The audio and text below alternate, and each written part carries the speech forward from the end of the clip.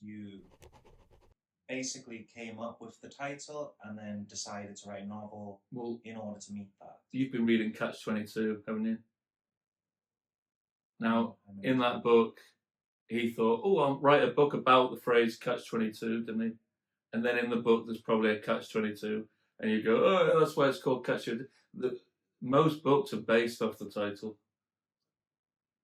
I believe that Catch-22, the expression comes from the novel. Oh, does it? Catch-22. Well, there you go.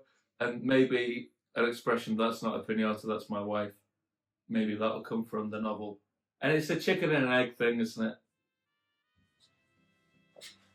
Hi, I'm Andy, and I tried to write a book. Do you remember? Now, when writing a book, you have to pay special attention to the chronology of the book. Pages have to be numbered. Sentences have to go in the correct order. You know, all that literacy mumbo-jumbo. But actually, chronology can play a vital role in any type of media. So why are you starting this series on episode 2? Get out of here to episode 1, you little... Go watch episode 1 and come back, you boyayara. But if you have been a good little viewer, I'm going to start reading episode 2. Now! I'm just not feeling it tonight, love.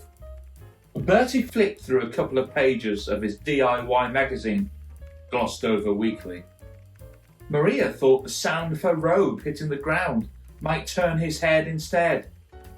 But whilst he did indeed turn it, he only did so to check how much tea he had left in his little grey mug. Put the kettle on, will you, love? I'm not sure if I can keep up the accent for the whole book, by the way, but Bertie drank so much tea, he'd begun to morph into a little teapot. He had a little pudding belly, and with a spout like his, he should have been able to sniff out his wife's desperate attempts to save the marriage. Maria's body was more like a jam jar. In this particular moment, it was certainly jammed perfectly in the bedroom doorway that she was leaning into. We've got, in chapter 1, a possibly romantic scene between somebody with the body of a jam jar and somebody with the body of a teapot. So if you're into your kitchen crockery, then this book's for you.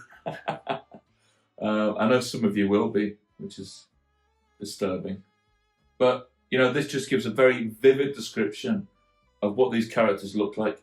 Yeah, Maria's let herself go. She's got the body of a jam jar. But also, Bertie's let himself go too. So why is there an onus on Maria to change and not Bertie? Seems like she's trying and he's not. Why did your friend say that?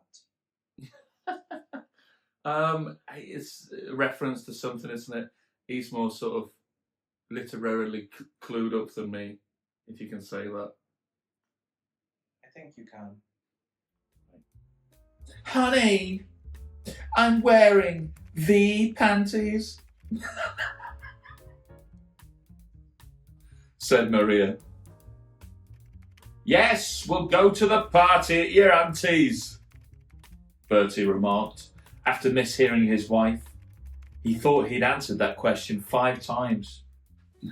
This is my new favourite part of the book so far. Honey, I'm wearing the panties. I think in England we don't even say do we say panties in England? I think it's more of an American thing. But these characters are definitely from England. But it's just that it rhymes with aunties because he's misheard her. Hey, look, there's a party at her auntie's house. Are we going to go? I imagine so. The whole basis for episode 3 is the party. So I think we will. But yeah. There's a lot of panties inclusion in the rest of this chapter, I think. So brace yourselves. I've read a couple of books. Catcher in the Rye. That was all right. I've read The Stranger by Albert Camus. Good book. Actually, now that you mention it, I started reading some short stories by Roald Dahl. Never finished reading them, but they've got kind of similar tone. So for preparation, you read one book that was alright, one book that was good, and some books you didn't finish. Yeah, but do you need to read books in order to write a book? Yes.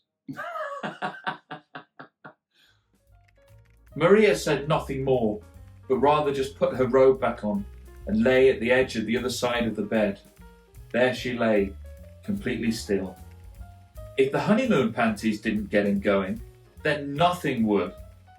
She thought about her honeymoon for a while. Looks like we're about to enter my attempt at a bit of a romantic story, so let's see how this goes. It was 1982. I said, you can't expect it to stay in 1955. So we've gone back in time to a flashback, and we've actually time travelled a good number of years. So anyway, it was 1982. A picturesque autumn day in New York City, atop the Empire State Building. Maria was about to monologue, and I couldn't stop her. This whole city is one big show. Look at the way the leaves dance and twirl as they fall down to the stage below. They've been the stars of the show for the best part of a year. And now they're putting on one final performance before they realise they've made a horrible mistake and find themselves being piled up and booted around by hundreds of children, or urinated on by some kind of gazelle or whatever animals or wild beasts they have here in America. We know they have bed bugs. We found that out the hard way, replied Bertie. So, maybe it's always been like this marriage. She gives this beautiful, beautiful monologue about a romantic, this romantic metaphor of the leaves falling down. And Bertie, he just replies with a joke. So maybe he's never listened to her. I don't know. I don't think that's what I was trying to portray. I think this was supposed to be a nice occasion. But actually, Bertie's always been a sort of horrible little man. The pair laughed as their hands gripped more tightly. They'll be forced to live out the rest of their withering lives amongst the soil. And though no longer green by nature, green by virtue of staring up at their replacements in the branches in burning envy. Well, not me. Bertie turned to face Maria. I'll never be envious ever again, now that I've got you. What we have is completely evergreen, and I promise I'll never let a gazelle urinate on you. Maria could hardly kiss her new husband for giggling. Although this scene is written in a completely naff way, actually I think the metaphor is quite nice. You've got these green leaves, and they have their moments on the trees, but it doesn't last long. They twirl down, they end up withered and decrepit on the ground, being urinated on by gazelles in this case. And that's kind of a metaphor for the marriage, really. In this moment, they were a beautiful green, fresh leaf, doing all the right photosynthesis and that type of thing. And now they're a withered, old, crunchy thing that's being urinated on. It's the circle of life. But does it have to be? What is the genre of this book? Well, it's just another tired piñata fetish story. There are loads of them, but this is my take on it. Name another. Well, you've got a piñata in the right. Yeah, well, that's how you know I'm not just some kid on the block. They have never included the soppy romantic parts. Anyway, wasn't I talking about the panties? As for the panties, well, that might be my next book. The Empire State thrilled him. I knew I had the potential to go into the porn industry, but I didn't think it would be as a writer. Maria sat up suddenly with a warm grin, turned on the light, and rushed over to the cupboard. She pulled out an art folder and started setting up her easel. Bertie turned the light off. If we're going to make the journey in the morning, we'd better get our beauty sleep. Not great from Bertie, really, that. Just turning off the light. If you're an artist, and I know I am, it's really difficult to feel motivated at times. And to get this inspiration and then have it be cut off can be really frustrating. She obviously feels very inspired by this memory of the honeymoon.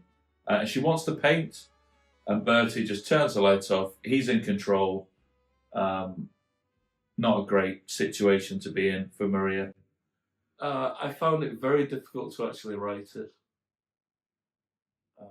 Sometimes I'd sit at the computer, type for 5 minutes. Sometimes I would think about sitting at the computer. Sometimes the computer was in the box for months. It's very difficult. Sometimes years pass by, and that's why you get these continuity.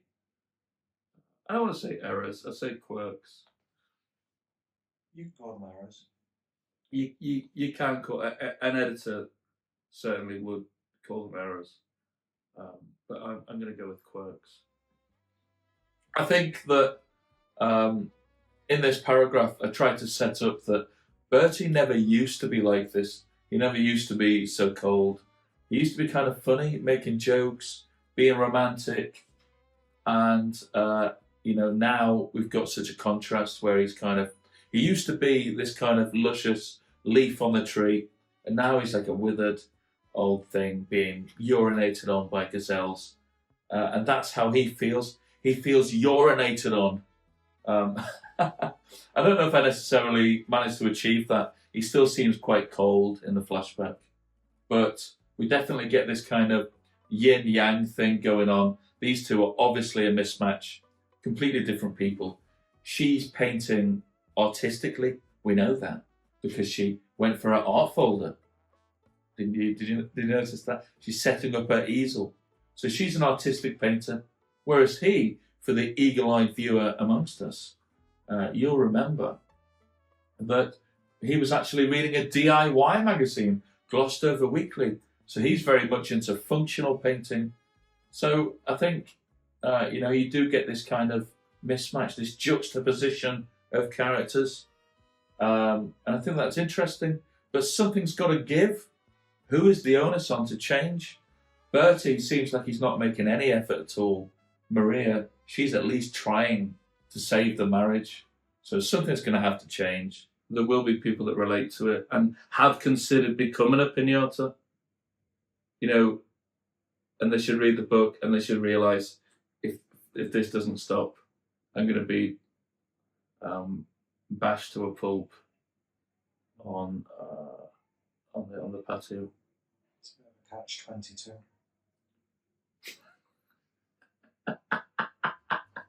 Now, normally, as we learn at the start of this episode, chronology, it means that you have to watch the things in order. You've seen episode 1, hopefully.